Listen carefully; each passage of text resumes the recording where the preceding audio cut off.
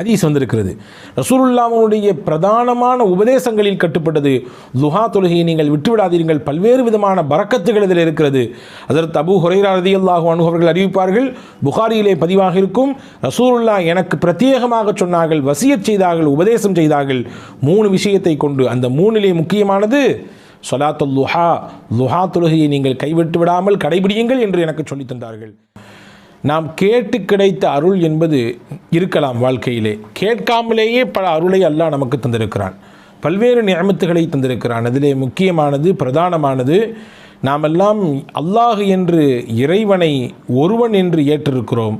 இறை தூதர் முஹம்மது நபி ஸல்லல்லாஹு அலைஹி வஸல்லம் அவர்களுடைய தூதுத்துவத்தை ஏற்ற ஒரு ஈமானை பெற்ற இறை நம்பிக்கையாளர்களாக இருக்கிறோம். அன்பிற்குரியவர்களே, இது ஆகப்பெரிய கிருபை, ஆகப்பெரிய நிஅமத், அருள். பொதுவாகவே நன்றி செய்கிற பொழுது மென்மேலும் உங்களுக்கு நாம் கொடுத்த அருளை அதிகரித்து தருவோம் என்று அல்லாஹ் சொல்கிறான். நமக்கு கிடைக்கப்பட்ட ஈமானினுடைய அந்த அருளுக்கு சதாவும் ஒவ்வொரு நாளும் நாம் அவனுக்கு நன்றி உபகாரத்தோடு இருக்கிற பொழுது ஈமானோடு மரணிக்கின்ற பாக்கியத்தையும் அல்லாஹ் தருவான். நமக்கு பின்னால் இருக்கக்கூடிய சந்ததிகள், நம் குடும்பத்தை சார்ந்தவர்கள், நம்முடைய உறவுக்காரர்கள், நம்முடைய பின்னால் வரக்கூடிய தலைமுறைகளுக்கெல்லாம் ஈமான் நசீபை அல்லாஹ் தருவான் என்று பெருமக்கள் நமக்கு சொல்லித் தருகிறார்கள். திருக்குரானிலே அல்லாஹ் சொல்லுவான் தானே, ல இன் ஷக்கர்த்தும் ல அஸீதன்னக்கும், நீங்கள் உங்களுக்கு கிடைக்கப்பட்ட அருளுக்கு நன்றி உணர்வோடு வாழ்வீர்களே ஆனால் உங்களுக்கு கொடுத்த அருளிலே இன்னும் அதிகரித்து தருவோம். வல இன் கஃபர்த்தும், நீங்கள் நன்றியை மறப்பீர்களே ஆனால், நன்றியை விட்டு அப்பாற்பட்டு வாழ்வீர்களே ஆனால் உங்களுக்கு லயின் கஃபர்த்தும் இன்ன அதாபி ல ஷதீத், என்னுடைய வேதனை மிகவும் கடுமையானதாக இருக்கும் என்று ரப்புல் ஆலமீன் அல்லாஹ் சொல்லித் தருகிறான். அன்பிற்குரியவர்களே, இந்த நூலிலே நாம் ஜுல்ஃபிகார் நக்ஷபந்தி தாமத் பரக்காத்துஹும் அவர்கள் தொகுத்த 10 விதமான ஆலோசனைகள் என்ற நூலின் மொழியாக்கத்திலே இருந்து சில விஷயங்களை தான் நாம் பார்த்து வருகிறோம். அந்த நூலிலே ஹஜ்ரத் ஜுல்ஃபிகார் நக்ஷபந்தி ரஹிமஹுல்லா அவர்கள் தாமத் பரக்காத்துஹும் அவர்கள் சொல்கிறார்கள், நன்றி உணர்வோடு வாழக்கூடிய மனிதராக நாம் இருப்பதற்கு நாயகத்திடத்திலிருந்து சில பாடங்களை எடுத்துக்கொள்ள வேண்டும்.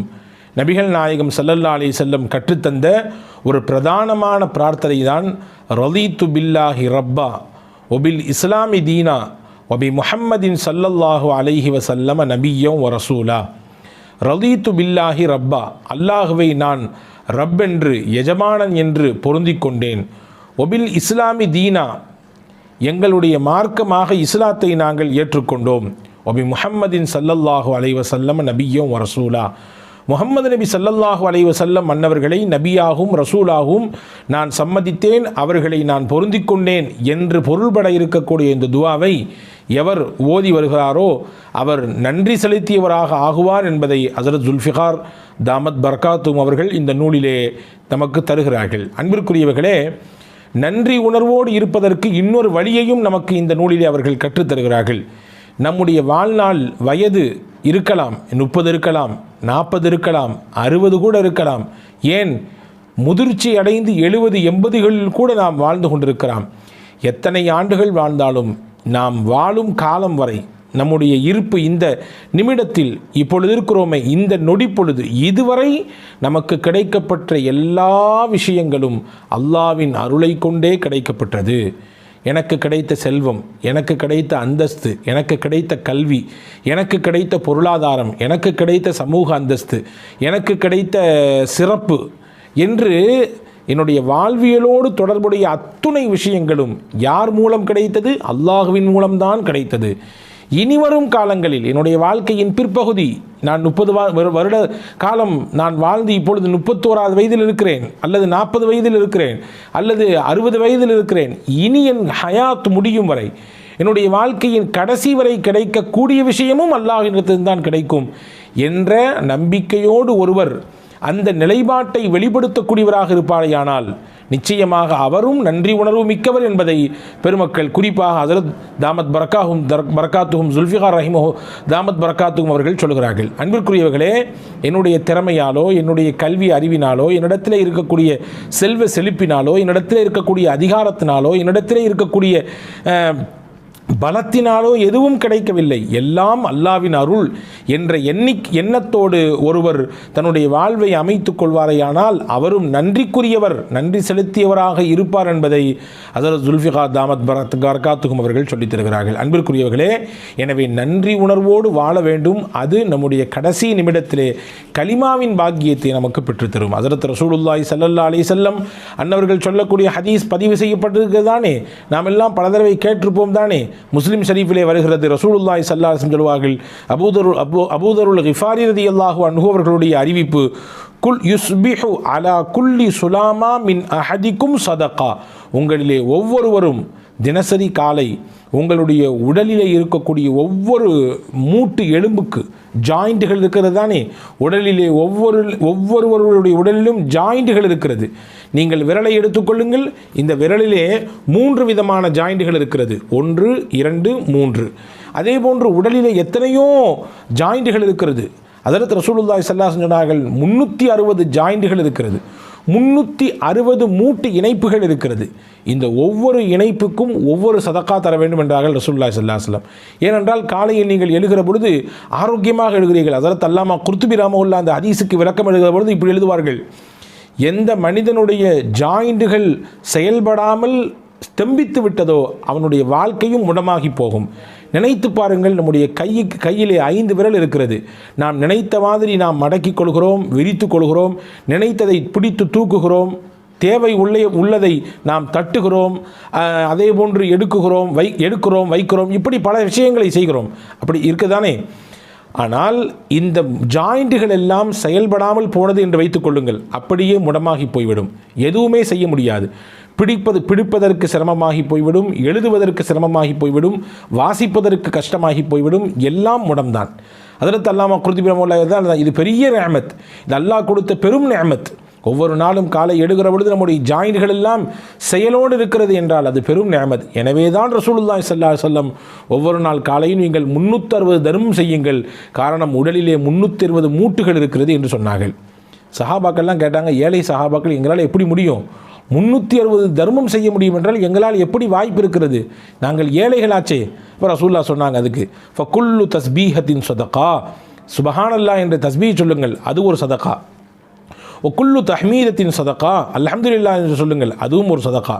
ஒக்குல்லு தஹ்லீலத்தின் சதகா, லா இலாஹ இல்லல்லாஹ் என்று சொல்லுங்கள், அதுவும் ஒரு சதகா. ஒக்குல்லு தக்பீரத்தின் சதகா, அல்லாஹு அக்பர் என்று சொல்லுங்கள், அதுவும் ஒரு சதகா. அம்ரும் பில் மஅரூஃப் சதகா, நல்லதை பிறருக்கு சொல்லிக் கொடுங்கள், அதுவும் சதகா. நஹியன் அனில் முன்கரி சதகா, தீமையிலிருந்து ஒரு மனிதரை தடுத்து நிப்பாட்டுங்கள், அதுவும் சதகா தான். சொல்லிட்டு சொன்னாங்க ஸல்லல்லாஹு அலைஹி வஸல்லம், வ யுஜ்ஸி மின் தாலிக குல்லஹு ரக்அத்தானி யர்கஉஹுமா மின் அத்-துஹா. இது எல்லாத்துக்கும் போதுமான ஒன்றை சொல்லட்டுமா, 2 ரக்காயத் துஹாவினுடைய தொழுகை தொழுங்கள், நான் மேலே வசித்து காட்டிய அத்துணை நன்மையும் அதில் பொதிந்திருக்கிறது என்றார்கள் நபிகள் நாயகம் ஸல்லல்லாஹு அலைஹி வஸல்லம். இங்கே 2 விஷயத்தை அந்த ஹதீஸிலிருந்து விளங்கணும். ஒன்று, ஒவ்வொரு நாளும் தனக்கு கிடைக்கப்பட்ட அருளுக்கு ஒரு மனிதர் நன்றி உள்ளவனாக இருக்க வேண்டும் என்பதை ரசூலுல்லாஹ் அந்த ஹதீஸை சொல்கிறாங்க. நன்றி செய்வதற்குரிய வழி என்ன என்பதை சஹாபாக்கள் கேட்ட பொழுது எளிமையான வழியை, நன்றி செய்வதற்குரிய வழியை அழகாக பெருமானா சொல்லித் தருகிறார்கள். தஸ்பீ செய்யுங்கள், தஹ்மீது செய்யுங்கள், அல்லாஹ் அக்பர் என்று சொல்லுங்கள், லா இலாஹ இல்லல்லாஹ் சொல்லுங்கள், எதுவும் இல்லையா, இது எல்லாத்தினுடைய நன்மையையும் நான் பின்னால் சொல்லக்கூடிய ஒரு விஷயம் உங்களுக்கு பெற்றுத்தந்துவிடும். அதுதான் லுஹாவினுடைய 2 ரக்காய் தொழுகை என்று நபிகள் நாயகம் ஸல்லல்லாஹு அலைஹி வஸல்லம் சொன்னார்கள்.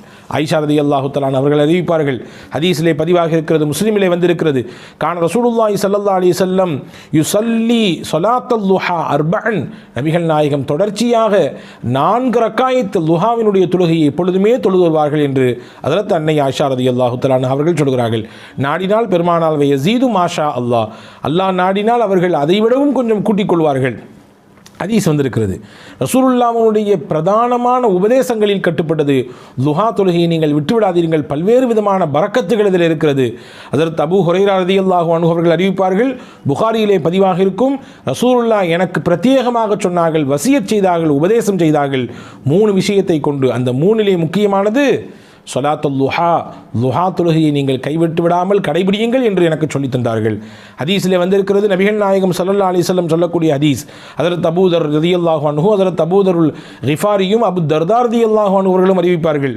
முஸ்னத் அஹ்மதிலே இந்த ஹதீஸ் பதிவாக இருக்கிறது. அல்லாஹ் சொல்வதாக ரசூலுல்லாஹ் சொன்னார்கள், இப்ன ஆதம், ஆதமுடைய மகனே, இர்க அலி மின் அவ்வலின் நஹாரி அர்பஅ ரக்அத்தின், எனக்காக வேண்டி பகலினுடைய ஆரம்ப பகுதியிலே 4 ரக்காய் தொழுதுவா, அக்ஃபிக ஆஹிரஹு, நீ அப்படி தொழுது வருவதை வளமையாக்கி கொண்டால், இந்த லுஹாவினுடைய தொழுகையை கடைபிடிப்பதை நீ வளமையாக்கி கொண்டால், அன்றைய நாள் முழுக்க உனக்கு உன் தேவைக்கு நானே போதுமானவன். அல்லாஹ் சொல்கிறான், உனக்கு என்னென்ன விஷயமெல்லாம் இருக்கிறதோ அத்துணைக்கும் நான் பொறுப்பு, நான் உனக்கு பொறுப்பாளியாக வந்து விடுகிறேன் என்று அல்லாஹ் சொன்னதாக நபிகள் நாயகம் ஸல்லல்லாஹு அலைஹி வஸல்லம் சொன்னார்கள். ஒரு ஹஜ்ஜி, ஒரு பரிபூர்ணமான உம்ரா, அதனுடைய நன்மையை பெற வேண்டும் என்ற ஆசை இருக்கிறதா, தினசரி துஹா தொழுது வாருங்கள் என்று பெருமானா சொன்ன ஹதீஸ் முஸ்லிமிலே பதிவாக இருக்கிறது. ஹஜ்ரத் அனஸ் இப்னு மாலிக் ரலியல்லாஹு அன்ஹு அவர்களுடைய அறிவிப்பாக, நாங்கள் எங்கள் வாழ்க்கையில் பரக்கத்தை எதிலிருந்து பெற்றுக்கொண்டோம்? லுஹா தொழுகையின் மூலமாக பெற்றுக்கொண்டோம். இன்று பரக்கத்தில்லை, மிகப்பெரிய பஞ்ச நிலை ஏற்பட்டிருக்கிறது, மாத வருமானம் போதாக்குறையாக இருக்கிறது, பத்தாக்குறையாக இருக்கிறது, எங்களுக்கு நெருக்கடியான வாழ்க்கை இருக்கிறது, ரஹ்மத்தும் பரக்கத்தும் வேண்டும் என்று கேட்கக்கூடியவர்கள் நிறைய நம்மிலே உண்டு. அவர்களுக்கெல்லாம் நபிகள் சொல்லக்கூடிய பாடம், லுஹா தொழுகையை கையில் எடுங்கள். அன்பர்களே, லுஹாவிலே இவ்வளவு பெரிய நன்மைகள் இருக்கிறது. லுஹா தொழுகையிலே ரசூலுல்லாஹி ஸல்லல்லாஹு அலைஹி வஸல்லம் அன்னவர்கள் இந்த ஹதீஸின் ஊடாக 2 செய்தியை சொல்லிவிட்டார்கள். ஒவ்வொரு நாளும் அல்லாஹ் உங்களுக்கு வழங்கியிருக்கக்கூடிய அருளை நீங்கள் மறந்து விடாதீர்கள், அவனுக்கு நன்றி செய்து கொண்டே இருங்கள். அந்த நன்றி செய்வதற்குரிய வழியை சொல்லுகிற பொழுது லுஹாவை நீங்கள் தொழுகுங்கள். அதன் மூலமாக நன்றி செய்த நடிகாராகவும் நீங்கள் ஆக முடியும். உங்கள் வாழ்க்கையிலே கிடைக்க வேண்டிய எல்லா விதமான விஷயங்களுக்கும் அல்லாஹ் உங்களுக்கு பொறுப்பாளியாக மாறுகிற உயர்ந்த அந்தஸ்திற்கு உயர முடியும் என்பதையும் நபிகள் நாயகம் ஸல்லல்லாஹு அலைஹி வஸல்லம் இந்த ஹதீஸின் வழியாக நமக்கு சொல்லித் தருகிறார்கள். அன்பர்களே, எனவே நன்றி உள்ள அடியாராக நாம் இருக்கிற பொழுது நிச்சயமாக நமக்கு அல்லாஹ் வழங்கியதை இன்னும் அதிகப்படுத்துவான் என்பது ஒருபுறம் இருந்தாலும், மறுபுறம் முக்கியமாக நம்முடைய கடைசி சமயத்திலே கலிமாவின் பாக்கியம் கிடைக்கும். ஒரு கல்லில் 2 மாங்காய் என்று இதைதான் சொல்வார்களோ, வல்ல ரஹ்மான் பின்பற்றி நடக்கக்கூடிய தௌஃபீகை உங்களுக்கும் எனக்கும் எல்லா மக்களுக்கும் தருவானாக. அடுத்த செய்தி என்ன என்பதை அடுத்த பதிவில்